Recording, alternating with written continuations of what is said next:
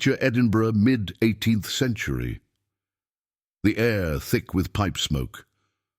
A young man sits by candlelight, dismantling the very idea of certainty.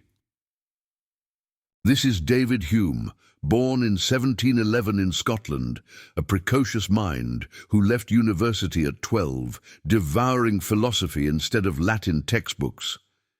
By his mid-20s, he had written a book so bold it rattled the very foundations of knowledge itself.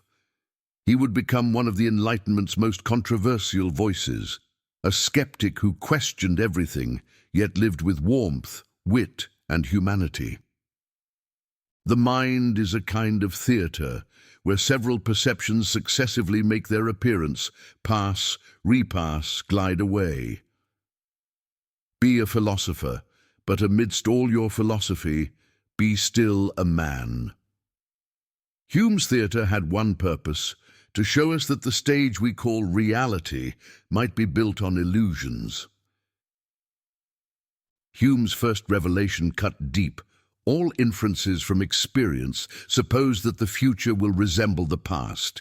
This principle of induction cannot be proved. On causation, he was blunt.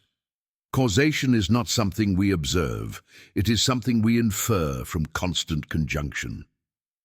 And on reason's place in our lives, reason is, and ought only to be, the slave of the passions.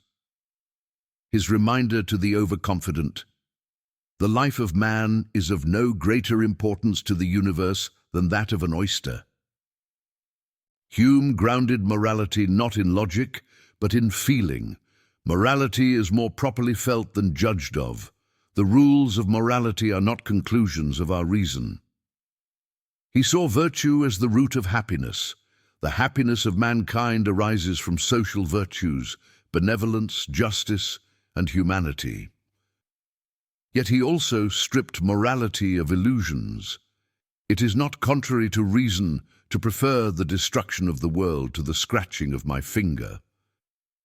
And he warned, beauty in things exists merely in the mind which contemplates them. Hume's self was no solid thing, but a shifting current. Man is a bundle of perceptions in perpetual flux and movement. On religion, his skepticism was absolute. The religious hypothesis lies entirely beyond human reason.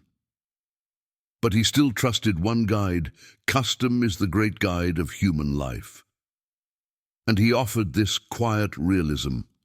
A purpose, an intention, a design strikes everywhere the most careless, the most stupid thinker. Hume's challenge still stands. A wise man proportions his belief to the evidence. Nature has determined us to judge as well as to breathe.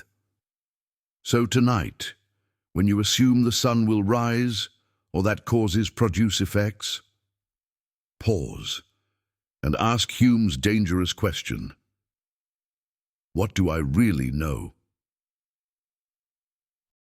I'm grateful for the moments shared in discourse. May our paths cross again in the fullness of time.